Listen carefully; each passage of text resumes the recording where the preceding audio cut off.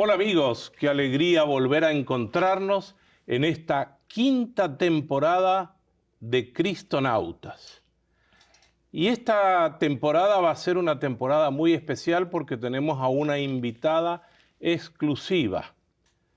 Se trata de Verónica Talamé. Ella es doctora en Teología Bíblica en la Universidad Gregoriana en Roma y es la secretaria ejecutiva de la Animación Bíblica de la Pastoral en la Conferencia Episcopal Argentina y ha venido desde Argentina para estar con nosotros. Doctora Verónica, muchísimas gracias por estar acompañándonos y por hacer este viaje tan largo para venir hasta aquí. Hola, Ricardo, sí. Muchísimas gracias a vos por invitarme, por darme este espacio, la oportunidad para compartir algo sobre la palabra de Dios. Así que estoy muy contenta de haber venido hasta acá, a pesar sí de los kilómetros, pero muy feliz. Gracias. Muchos vuelos para llegar hasta aquí, ¿verdad? Sí, 4 vuelos, pero bueno, lo más importante es que conmigo llegó la valija, que estaba preocupada yo, mira si no llegaba. Pero qué bueno que estamos aquí. Gracias, Verónica. Una pregunta, ¿tú eres laica, Verónica? Sí, soy laica, bautizada y católica, apostólica romana, con mucho honra y honor de ser parte de esta iglesia tan amada, ¿no? Sí, soy laica y me decidí ir a estudiar Biblia allá a Roma, como bien dijiste. Estuve 9 años en la Universidad Gregoriana, porque quería, en realidad, todo nació porque yo estaba haciendo unos ejercicios espirituales de San Ignacio y veía que la palabra tenía un lugar central en los ejercicios y yo quería, profundizar, quería especializarme, ¿no? Ser un poco más pertinente a la hora de dar los ejercicios. Así que, bueno, me fui, me embarqué a hacer esta experiencia, esta aventura en Roma y bueno, ahora volví y sigo dando los ejercicios, aparte de enseñar la Sagrada Escritura, ¿no? Qué alegría también tu testimonio, porque muchas veces no tenemos personas laicas. La gente cree que los estudios religiosos son solamente para los consagrados, para los sacerdotes, etcétera. Pero bueno, tu testimonio es muy importante. Sí, de hecho éramos como 5.000, en la universidad eran 4.900 varones religiosos, sacerdotes, seminaristas, y éramos poquísimos laicos. Pero sí, es verdad que era una novedad en aquella época, hace 15 años, ahora ya creo que es un poco más normal. Qué bueno, qué bueno. Y gracias por este testimonio. Quiero hacer una pregunta, porque a veces la gente nos dice, tú tienes en tu mano la Biblia. ¿La Biblia es un solo libro? No, claro que no. La Biblia son 73 libros, es como una biblioteca. Creo que todos tenemos, ¿no?, una biblioteca en la casa y con distintos tipos de libros, libros que tienen también distintos géneros literarios, ¿no? Pero son 73, son 46 en el Antiguo Testamento, 27 en el Nuevo Testamento, con distintas características, ¿no? Por eso a veces la gente hace mal, el público, ¿no?, en general, en leer desde el Génesis al Apocalipsis como si fuera un solo libro y no tiene en cuenta que no, que son distintos libros con distintas características, distintos géneros, todo, ¿no? Cada libro tiene su mundo. Así que, bueno, hay que tener en cuenta eso. Y los salmos son parte. Y en este programa vamos a hablar casualmente de un tema que te apasiona, que es el tema de los salmos. Y en los salmos es un libro de la Biblia, ¿verdad? Claro, es una parte. La Biblia judía, sabemos que la Biblia en el Antiguo Testamento está escrita en hebreo, ¿no?, en su gran mayoría. Y la tradición judía reconoce 3 partes en el Antiguo Testamento. Reconoce la primera parte, que es la Torá, que son los 5 libros del Pentateuco. Después tenemos la parte de los Neviín, que así se dice profetas. Y después otra tercera parte que se llama los Ketubín o escritos. Y dentro de los escritos, una parte son los salmos. Y entonces no es un libro, son 150 los salmos, pero está en una sección o en una parte que se llama el Salterio. El Salterio son 150, pero sabemos que fuera de la Biblia hay también salmos u oraciones, ¿no? Por ejemplo, no sé si te acordás, en el libro del Éxodo cuando Moisés y Aarón y María pasaron después de la conquista en el Mar Rojo, cantaron un himno, el capítulo 15, los Hechos, ¿no? El himno que es famoso, lo cantamos y lo rezamos en Pascua. Y bueno, y así, en el libro de los Jueces también tenemos el canto de Débora, en el libro de Jonás, del que vos has escrito y has profundizado, ¿no? Ahí tenemos otra súplica. Así que salmos hay por todo el Antiguo Testamento y también en el Nuevo. ¿Te acordás? El Magnificat, el Benedictus. Hay salmos por toda la Biblia. Una pregunta, tú nombraste la palabra salterio. A mí salterio, perdón, en mi idioma sería saltar, jugar a saltar, no es eso. No, el salterio es la colección de los 150 salmos. ¿Por qué? Porque en la tradición judía, hebrea, el salterio era un instrumento musical con el que se acompañaban estas oraciones en la liturgia. Y entonces se cantaba y se acompañaba con un instrumento de cuerda que se llamaba salterium. Y de ahí viene el término, ¿no? Que después del exilio quedó así salterio, pero es el libro de los Salmos, 150. Bueno, yo sé como educador que la música siempre nos ayuda. Hoy hay estudios que dicen de la inteligencia musical. Yo creo que los judíos ya eso lo conocían y por eso le pondrían música a los salmos para recordarlo, supongo yo. Sí, y ellos también hacen un movimiento con el cuerpo, ¿viste? Acompañan el texto, la escritura, con el cuerpo. Y entonces uno por ahí, ¿viste? Cuando vos visitás ahí en Tierra Santa, el Muro de los Lamentos, y Están ves que los todos hombres están así, ¿no? Que se mueven para atrás, para adelante, porque justamente acompañan musicalmente, en este caso, porque los salmos se cantan.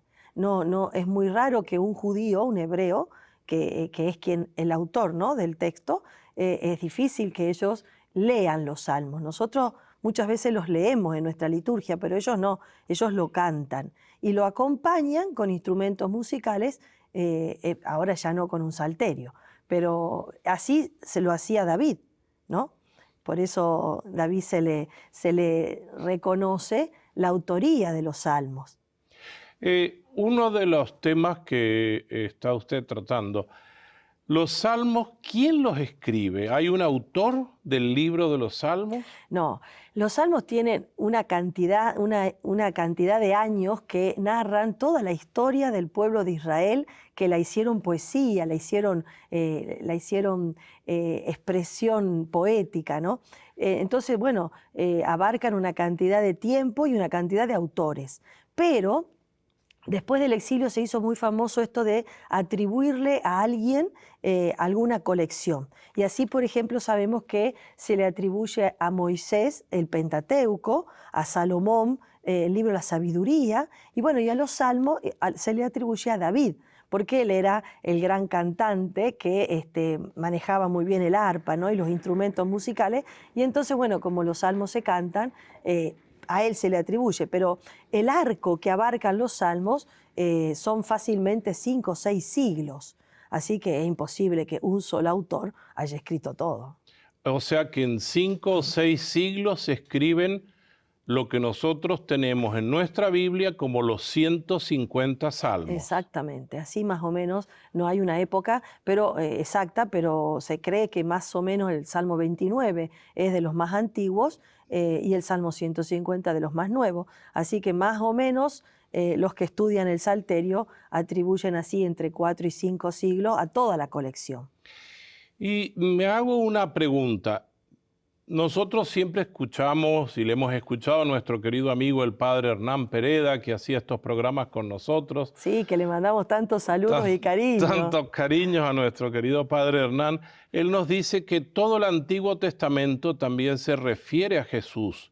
¿Nosotros podríamos decir lo mismo del libro de los Salmos? Sin duda, Jesús era el primero que con María, José rezaba los salmos, le oraba a Dios con estas palabras de Dios. Así que seguramente que él los había encarnado, los había asumido para orarle al Padre. Claro que sí, María, José y todos nuestros antepasados en la historia bíblica han orado los salmos. Así que qué lindo saber que cuando yo tomo un salmo y oro con un salmo, me uno a toda esa tradición del Antiguo Testamento que también oraba con este texto, ¿no? Así que, claro, con Jesús, con María, con José y con todos los del Antiguo Testamento, oramos un salmo y nos sumamos.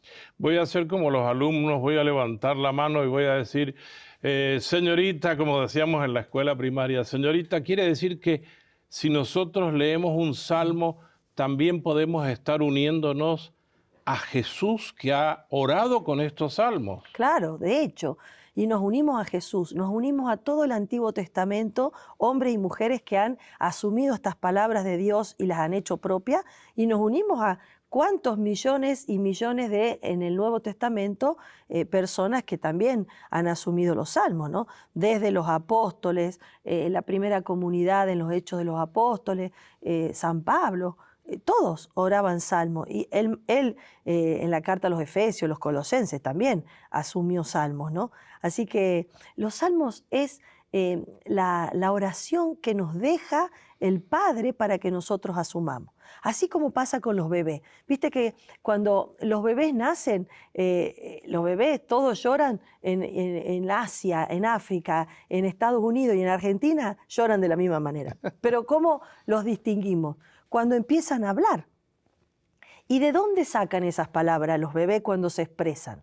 Uno puede decir, y bueno, las sacan del contexto, las sacan de sus padres, de sus abuelos, tíos, quienes están cerca, pero son de ellos.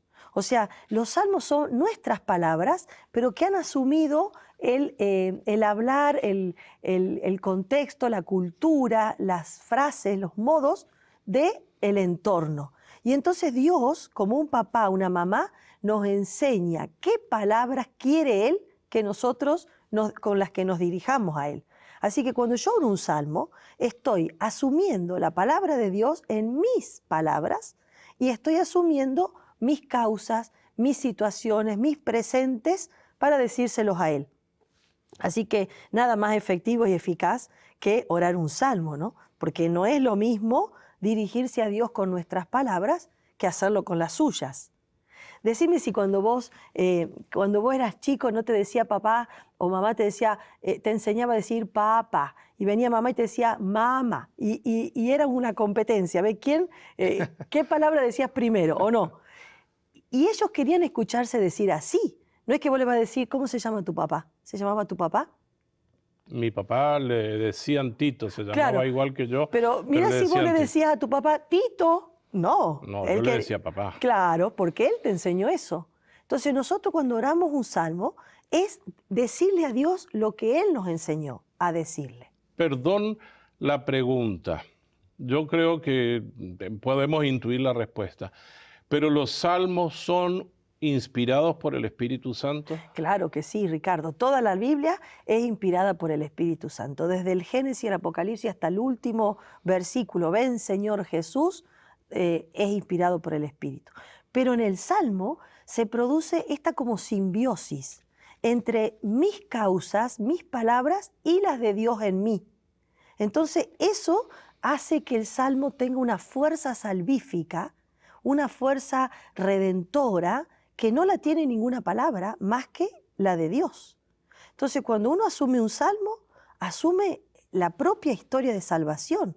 Porque el que escribió un salmo, lo escribió porque fue salvado, si no, no lo hubiera escrito. Y entonces eso uno lo asume cuando oramos con los salmos. Eso es fantástico. Yo creo que a mí me está abriendo un panorama importantísimo pensar que cuando tomo un salmo me estoy uniendo a una tradición, no solo la tradición bimilenaria de la Iglesia, sino a toda la tradición del pueblo escogido de Dios. Claro, sin duda, es una gran familia que como hijos amados del Padre nos dirigimos a Él.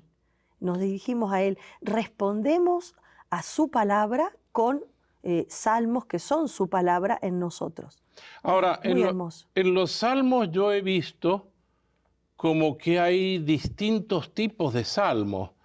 Hay algunos salmos, me acuerdo de uno que me viene a la memoria, en los sauces colgábamos la cítara porque no podíamos cantar un canto de alabanza lejos de Jerusalén. Eso es un salmo de angustia, parece. Sí, ese es el Salmo 137, ¿no? Que está en el contexto del exilio, del destierro.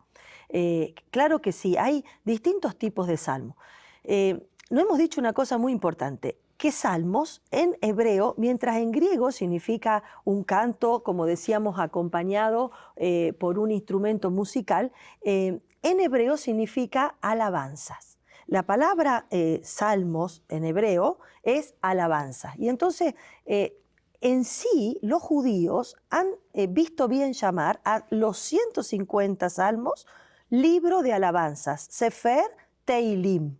Teilim, a lo mejor te suena, Teilim viene de una raíz que es en hebreo halal. La raíz halal, de donde surge aleluya.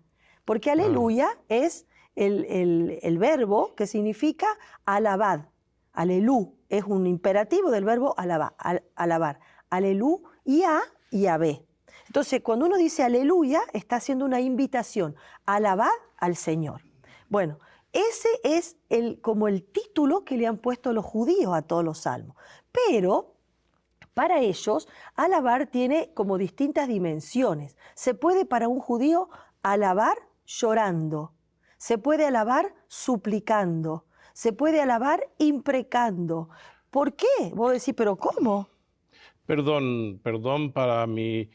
¿Qué es imprecando? Es un verbo, imprecando. Imprecar quiere decir pedir la maldición para mis enemigos. Ya vamos a hablar de eso. Sí, de eso tendremos que Sí, hablar. tenemos que hablar después de eso. Pero no importa, lo que yo te quiero contar y contarle a toda la audiencia, que en el libro de los Salmos hay para todos los gustos. Si necesitas suplicar, hay un grupo de salmos que se llaman de súplica, donde se resalta la necesidad del que ora.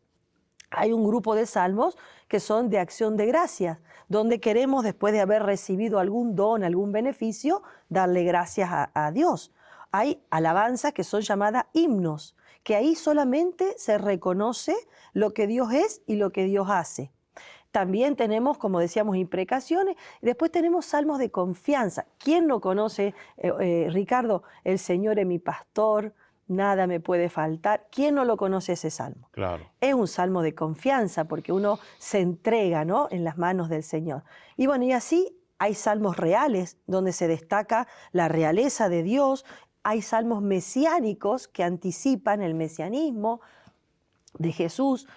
Bueno, hay salmos para lo que necesitemos. Eso está bueno saberlo. Son muchas familias de salmos dentro del libro de los salmos para cada momento. ¿Y la relación del libro de los salmos con la liturgia de la iglesia? Claro. ¿Cuál sería la gran relación? Viste que en la misa, ¿nosotros qué hacemos? Primero leemos la primera lectura, después viene un salmo. Y después viene la segunda lectura si es domingo y después el evangelio. El salmo responde a la palabra de Dios que se emite, ¿no? Entonces, Dios habla en primer lugar y el salmo responde. Entonces, en la liturgia el salmo es la palabra de nosotros que asume esa respuesta a Dios que habla. Decía San Jerónimo, ¿no? Cuando lees, es Dios que te habla. Cuando oras, sos vos que le hablas a Dios. Y entonces, qué lindo este intercambio amoroso entre Dios que me habla, yo que le respondo, y eso hace el salmo. También, y en la liturgia la respuesta es la palabra, como decía recién, que el papá y la mamá le enseñan al niño a responder, y a mí me gusta que me respondan así. De esta manera, claro. Pero también viste que tenemos la liturgia de las horas. Sí, claro. Tenemos laude, tenemos completas, tenemos vísperas, tenemos toda a la noche, completa la noche, ¿no? Y entonces uno está como durante todo el día atravesado por las maravillas del Señor. Y entonces a la mañana uno da gracias, a la noche hace como un examen de conciencia, ¿no? Como una súplica por lo que no hemos hecho bien y damos gracias por lo que hicimos bien. Y así los salmos nos acompañan durante todo el día. Eso es una práctica muy hermosa, sobre todo en el monasterio, ¿no? Viste que los monjes rezan los distintos momentos del día con salmos. Así que hay para acompañar todo el día, para acompañar en la misa las lecturas. Bueno, los salmos nos acompañan en la oración. A mí me gustaría concentrarme un momentito en este tema, porque a veces el salmo pasa como, bueno, hay que leer el salmo para seguir con las lecturas, pero el salmo tendría que tener un entusiasmo para nosotros. Y primero no se debería cambiar el salmo que está puesto en la liturgia, ¿verdad? No, porque ese salmo está a propósito, está bien pensado, está dando respuesta a la primera lectura. Y entonces hay que orarlo a ese como está. Por ahí tenemos no sé, yo diría una mala costumbre, no sé, que es cambiamos el salmo por un canto cualquiera. Y entonces dejamos de lado la palabra de Dios, que sí está bueno que la cantemos, pero al salmo, no que pongamos un canto que fue creado por alguien, por más bonito que sea, pero ese alguien es un ser humano. Entonces no hay que sustituir la palabra de Dios, hecha palabra de hombre, por un canto cualquiera, ¿no? Permiso, yo quiero recalcar lo que tú estás diciendo y se lo quiero recalcar a nuestros amigos que trabajan en las liturgias de todas sus parroquias. Queridos amigos, no podemos sustituir el salmo en la liturgia. Y bueno, ojalá hay muchos que no saben cantar todos los salmos, porque todos los salmos le hemos puesto algunas músicas. Pero por favor, esto que quede claro, no podemos sustituir el salmo.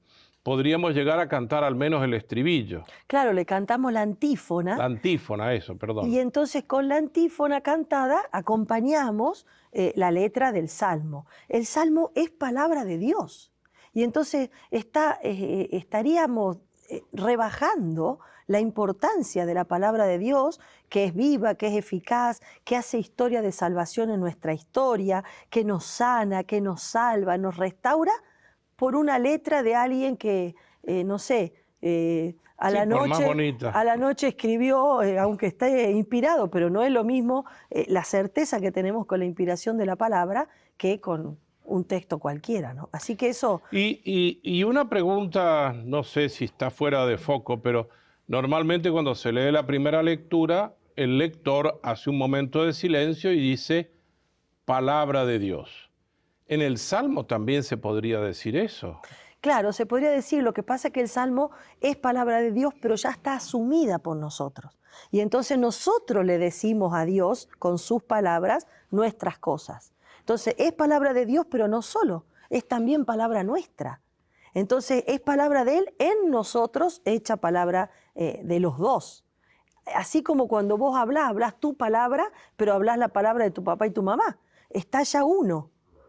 Ya se hizo una, ¿no? Y así que esa fuerza que tiene de ser palabra de Dios en nuestra palabra, eso no tendría que cambiarlo nada ni nadie. Eso no tendría que cambiarlo nada ni nadie. Y esto me encanta porque muchas veces nosotros, que parece, no sé, que quisiéramos innovar. Sí, hacerla más chic. Más chic, exactamente, a la liturgia, le ponemos una canción más moderna. No. Yo creo que no. Se le puede poner diferentes ritmos, claro, pero al mismo salmo. Músicas diversas, pero que no cambiemos el salmo de la liturgia, porque esto para nosotros, por favor, los que nos están escuchando, que trabajan, y los que trabajan en parroquias, acompañen a sus coros para decirle, miren, hoy toca este salmo, no cambiemos. Le pongamos música, no cambiemos. Pongámosle música. Así es. Y la liturgia de las horas que rezamos muchos laicos y también rezan muchos hermanos nuestros en los monasterios y los sacerdotes, está toda orientada desde los salmos. Y sí, los salmos van acompañando el ritmo del día. Desde el despertar hasta el anochecer, hay salmos que acompañan las situaciones, ¿no? Entonces, las alabanzas están preferentemente puestas a la mañana para empezar el día centrándonos en Dios. Porque, ¿qué es alabar? Ricardo, alabar es poner a Dios en el centro. Es la oración más descentrada de todo el Salterio. Es poner a Dios en el centro y, podríamos decir, piropearlo, decirle cosas lindas por lo que Él es y lo que Él hace. Y entonces cuando uno ora con una alabanza, lo centra a Dios. Eso es a la mañana temprano, para que todo el día estemos en Dios. Y después a la noche ya se usa en completa, ¿no? Algunos salmos más de súplica, más de acción de gracias, por lo que no hicimos bien y por lo que Dios nos ayudó a hacer bien. Y entonces, así, durante todo el día estamos acompañados por la palabra de Dios que nos va centrando, ¿no? Que nos va orientando, nos va poniendo en Él. Muy bien. Entonces, doctora Verónica, para concentrarnos, una palabra para terminar este programa, que el tiempo se nos va, que usted le pueda decir a nuestra gente por qué es tan importante orar con los salmos. ¿Qué le diría? Mira, yo le diría a nuestra gente que los salmos son una propuesta de felicidad. Empiezan con la oración que dice, feliz el hombre que, el Salmo 1, versículo 1, y termina en el Salmo 150 con una invitación a la alabanza, aleluya. Entonces podríamos centrar y cerrar, ¿no? Feliz el hombre que alaba al Señor. Y eso es un salmo. Entonces, los salmos son una propuesta de felicidad y con eso nos vamos a quedar en este programa. No se olviden que vamos a estar toda esta temporada hablando de los salmos. Gracias, doctora Verónica, por acompañarnos y gracias por abrirnos la mente a orar con los salmos. Hasta la próxima.